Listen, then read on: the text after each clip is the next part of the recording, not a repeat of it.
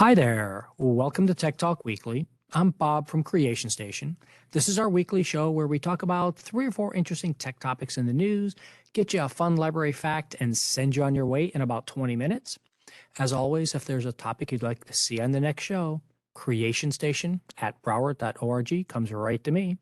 Today, I have Brian Greenwood from Maine Library. How are you doing today, Brian? I'm doing great. How are you? Life is pretty good. So tell them you're a standard reference librarian that people walk up and ask at a desk. Tell them what you do around here at Main Library. Yes, correct. So basically, I am pretty much everywhere in the library. I can be on the third floor, which is our fiction section, or fourth floor, which is nonfiction, fifth floor, where we just basically answer reference questions. I may be working in the Creation Station Business Co-working Hub. Sometimes you'll find me on the circulation desk. So I'm kind of just put me where you need me kind of guy. Notice, folks, he's mentioned 5 different floors of Main Library that he works on. It's So, yeah, no, exactly. And this is Creation what, Station, yeah, wherever they need yeah. me. Yeah, this is what a lot of our librarians do, and mentioning roving and going out and doing all this stuff. That's why we try and have a variety of people on the show to show people like Brian are doing a lot of different things. It's not one simple basic thing of sitting behind a desk all day long. When's the last time you actually sat at a desk all day long, Brian? Before this, yeah, I had a standard 9 to 5 desk job, and I much prefer being a librarian. It's a great job. It's a great career. We have a lot of fun here.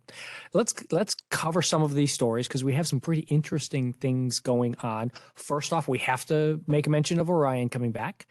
All those things that we talked about over the last few weeks of Artemis launching, and we did our special podcast with the people who did all the recovery effort. So you can go back and listen to that special Artemis podcast where we talked to Slade Peters, who was in charge of this recovery mission for this capsule. Did you get a chance to watch it live, Brian? Actually, I did not. Been hearing about it in the news and was, wondering. I didn't completely understand what all the hoopla was about, and then when I read the article to see what NASA was doing, I thought, this is another small step that they're taking for the future for what they want to accomplish. Yeah. And this is one of those things that if you're a casual viewer and you're like, oh, cool. Okay, great. It landed. Okay, great. Now, when's the next one coming up? And you're kind of bummed that it's probably going to be 2024 before it launches. Don't worry. There's going to be more news coming out. People like me who are really in depth on this, I'm waiting for the detailed report to come out. It's going to be a couple of months, but I want to see the radiation levels of stuff. They had basically the crash test dummies inside the Moonikins, as they call them. And I want to see that data, how much NASA releases about the radiation that they took from out in deep space and the G-forces when this thing was landing at 12,000 miles an hour. Yeah, it was quite impressive all the new technology they've come up with and what it's capable of doing. It's very impressive. They've come a long way. Yeah, it is really crazy doing. There's one other story that is big in the news this week, and everybody probably has heard about this. So we definitely wanted to talk about it. And Brian brought this one with him. So we have fusion technology, sort of. Brian, tell me as a layperson, what's your idea of what this actually means?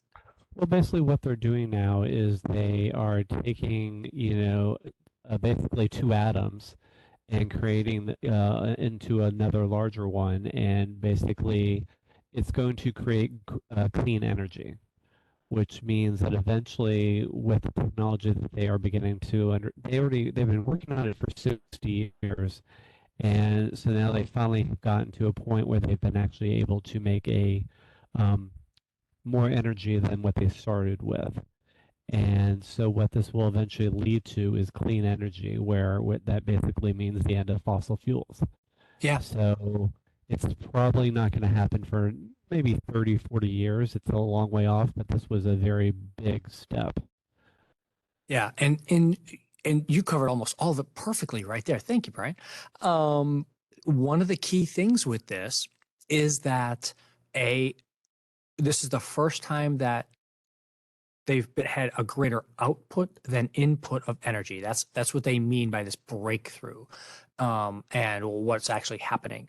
Now, then you get into the technical details of how much energy did they have to spend to create this breakthrough. It's not quite what they meant. So they put in 2.05 megajoules and they got out 3.15. So that's great. Except that 2.5 only counts the lasers themselves of the energy the lasers put out. The electricity that the plant actually generated was 300 megajoules. So we're still a long way off. And like you said, this is decades away, most likely. I've seen some articles out there like, oh, in the next 10 years. And it's like, No, no, yeah, yeah, because with the no, energy no, they no. created, I think they said it was enough to boil 2.5 gallons of water, which is nice, but it's a long way from basically, taking care of our electrical grid or, having it run your house and stuff like that. Yeah. So it's a nice step, but we're along. It took us 16 years just to get here. So it's going to take us a long way, but we're definitely headed in a really great direction. Yeah, and one of the reasons it took us so long is they started building this lab that they used, or and this actual experiment happened in November, and then they have to run through all their, really rigid testing afterwards and examining the actual results. They started building this lab in 1997 to get to this point now where they could do this. So it's a long time to build your new experiments when they do this. It involves a tremendous amount of lasers and all the stuff. It's a great, great thing. But there's two key drawbacks is the cost of doing that and the little individual pellet. So the lasers are all shooting directly into one little fine pinpoint, and that's what fuses that pellet together. Those pellets right now cost about $100,000 Oh, to wow. create that. Yeah. And then to use hundreds of pellets a minute to make this work, Yeah, people think, oh, if not nuclear thousands. fusion, just having it happen, but you also Yeah. have the technology and the containers to actually make the experiment work. Yeah. Now, what do you think about the idea of using this kind of thing? I mean, have you ever like lived near a nuclear plant? I fortunately have not. That makes me a little Let's see, nervous, Brian, you you know. do. We have Turkey Well, Point actually, I do right with down Turkey there. Point, so I guess Yeah. it's not. I don't consider it close because I've never seen it, and it's probably maybe an hour from here. Yeah. But I'm much closer to one than I think I am. And what do you think about living near a fusion plant instead? I don't know enough about this technology. I think it's probably safer, Oh, but 100% safer. Yeah. I do wonder if there was something that went wrong, what would it do? Would it Uh, vaporize the thing? So mm, I don't really know if something was to go wrong with nuclear fusion, what are the repercussions? yeah. And right now, it seems like any of the potential repercussions from doing this are pretty limited because as soon as something goes wrong, the power shuts down and you're finished and you're done. Well, that's good. Yeah, we don't need any So, nuclear fallout or anything yeah, exactly. There's nothing like that dangerous. because there are no byproducts. In fact, the amount of power that you get out of this, like you mentioned with the water, 1 gallon of water that comes out of this, hydrogen that comes out of this is the equivalent of burning 300 gallons of petrochemicals, gasoline or whatever. So it is so much cleaner and there's so much less of it to do. The only byproducts are helium and more hydrogen because that's what you're doing. You're fusing hydrogen together to get helium. So it's really nice. One of the interesting things that I found about this was I didn't know why the United States had gotten on this bandwagon. And it turns out it's all because of the nuclear test ban. So when the Oh, world decided to ban testing nuclear weapons, the United States thought that they needed to find another way to test whether their weapons were any good or not. And so they needed to take that same amount of material and explode it in a different way. So that's where this whole lab got started back in the 90s. oh, interesting. So and right along with what you were thinking earlier, it's got to be safer. It's actually making other things safer other than just energy too. That's great. Yeah, it's a really nice article. As always, we're going to put these in the show notes for you. The Verge has this really nice step-by-step article of each of the individual parts. And like Brian said, this is not coming. This is not a 10-year plan. This is a multi-decade plan. So this is not going to fix climate change overnight. But if this actually can be built upon and expanded, this is going to help us. It's going to help us get there. I'm thinking when I'm an old man, I'll be like, oh yeah, I remember I did this tech talk with Bob, and Yeah. look at where we come from. Yeah, that's kind of the idea. There's another type of one that they're trying to build now that uses magnets to instead of lasers. Everybody thinks lasers are cooler than magnets, so you know what's going to happen with that. Yeah. Um, and then the big story today is I bet most of the people who have just paid attention to general news or whatever have seen the thing about AI art. Have you used any of these yet? I have not, but after reading the story, I actually do want to. I'm thinking I need to look at this at the websites, and I'm thinking about actually doing it. I find it fascinating, and I was like, is it stealing art? Is it not? And it's kind of in between. It's Yeah. kind of taking different types of art form, but taking the ideas, maybe taking, let's say, Monet or Renoir and those types of paintings, but we're going to make it more art pop. So they're Yeah. kind of combining two different art forms and making them in a different way. So it's kind of unique, kind of not. So it's kind of a thin line between is it stealing art, is it not, is it creative, is it not creative, and it's kind of for me, I see it in kind of 50-50. Yeah. And there's two different ways that people are arguing about this. One is the argue, like you just said, Brian, is it really art or not if you don't have the human interface in between? And the other part is who should get the copyright? Who are you stealing somebody else's artistic energy to create this? And one of the reasons I picked this article out of all of them was this example tweet right here, that this is essentially creating a brand new type of interface. So now, as an artist, you will have to think about how do I create this piece of art? And either you're going to have to learn how to do it with your own hand, whether digitally, physically, whichever way you create your art, or are you going to do it with your words? And now we're kind of blending that whole artist, novelist, wordsmith thing, because if you can come up with the correct words to describe, I want to see a smiling woman triumphing over evil, wearing a beret, using a toothbrush. How do you tweak and make the art that does this? And it's your imagine. It's got to be a human imagination that does that, because you're just pulling together some pretty random things right there. Yeah, kind of So on the computer, this is what I want, and coming up with yeah, something, see what it comes up with. And do you own the rights to that? Who owns the rights to it? Is it you because you came up with that, or is it the company that's producing it for you? and as of right now, if once you sign into these apps, the company is claiming they own the rights to it. Their terms of agreement. Copyright infringement law is going to be a big thing in the future. It's going to take a whole new Oh, direction. yeah, because how do you prove who did what, when, where, especially with the ability to change the art afterwards and further refine? Wait. I've got these. I'm going to pull these things out of the Lensa app as our example one that we've got on the screen.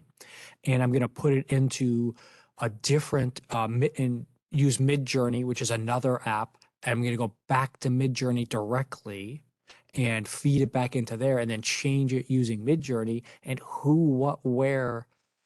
Yeah, I think that some artists are very upset. I know some artists are extremely upset about this.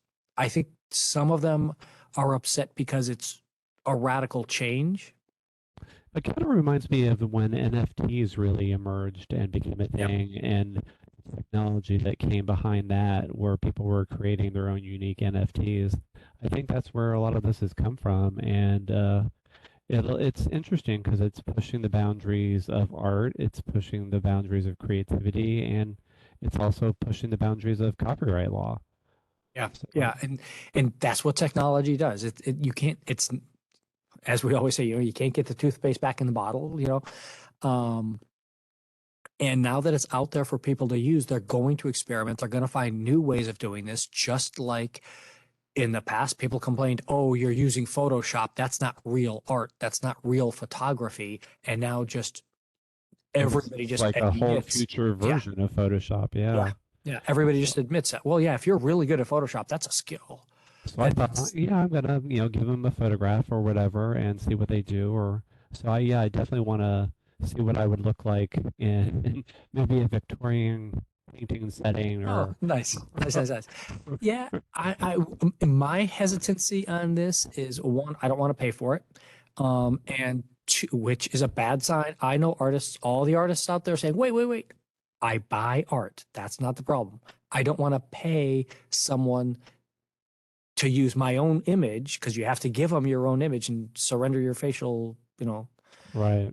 and then have them create something and give it back to me that I don't have control over and I don't own, that some other company owns. Yeah, you kind I of like to surrender buy, your yeah, I like to image. Yeah, I work with never thought about artists. that. Yeah. Yeah. Because I like to work, I've hired for my own website, I've hired artists to create stuff and I always work out the copyright with them and say, here, I get the copyright use for my limited use. You get to keep it for commercial use, etc. We do all that kind of stuff. And this bypasses, as you mentioned, all that copyright. And they try to get you by just clicking on that terms of service. They're like, nope, you're going to do whatever we tell you, and we're going to say what owns it. And it's like, hmm. Things to think about. Yeah.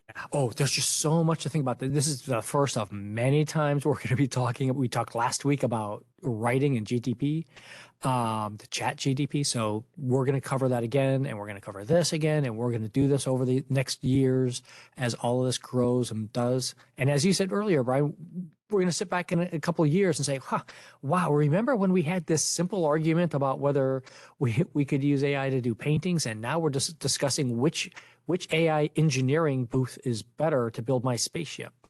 Yeah, now AI also, you can basically say, please write me a paper on Yeah. To Kill a Mockingbird on such and such topic, and it will write you a paper. And that just blows my mind. Oh, I just was in a meeting earlier this week discussing, well, when people have to submit essays, well, no, I was like, no, you won't. If you have to have an essay and they're familiar enough and we're hiring for a technology job, maybe it's a bonus that they know how to go grab an AI generator to create their essay for them. I don't know if that's the case or not. I'm torn on that one. I'm not sure if it really is or not. Uh, Technology is yeah, really taking us into some interesting times. yeah, yeah, yeah, yeah, yeah. And speaking of interesting times, that's a very nice little segue for our library bonus piece. This Saturday, down at Main Library, downtown Fort Lauderdale, 11 to 3. This is Saturday, December 17th, if you're listening on the podcast afterwards. So if you can make it here this week, great. If you can't, we still do all this cool stuff anyway. Come show up at Creation Station and use the green screens and do all the stuff. What is some of the stuff going on here, Brian, for I mean, Creation? it's gonna be a lot of fun. It's for all ages. So if you're an adult, bring kids, but you're also going to be able to do crafty stuff. All these cool workshops that we're going to be doing. There's going to be a lot of public art going on. You're going to be able to make your own stuff at our creation station. There's going to be a cricket workshop, so that's going to be really handy. Live music. There's going to be a book sale, so it's just going to be a whole lot going on. It's going to be a lot of fun. If you haven't been So around a library recently and you're like, wait, wait, wait, music, wait, who, what? Yeah, no, libraries are not the quiet little places you might have thought of in your youth. they have Or become maybe if you're cultural a youth, centers. you actually understand what libraries are like because you've been here and doing it. Yeah, they're definitely cultural centers. We do a Yeah, lot, and this is going to be a lot of fun. it's going to be awesome. Thank you so much, Sir Brian, for being here. I'm going to throw up our last slide here for it. We see everybody on Saturday. And if you have a favorite librarian or library you'd like to see featured on the show, hit us up, creationstation@broward.org. We'll see everybody next week. Have a great weekend. Bye.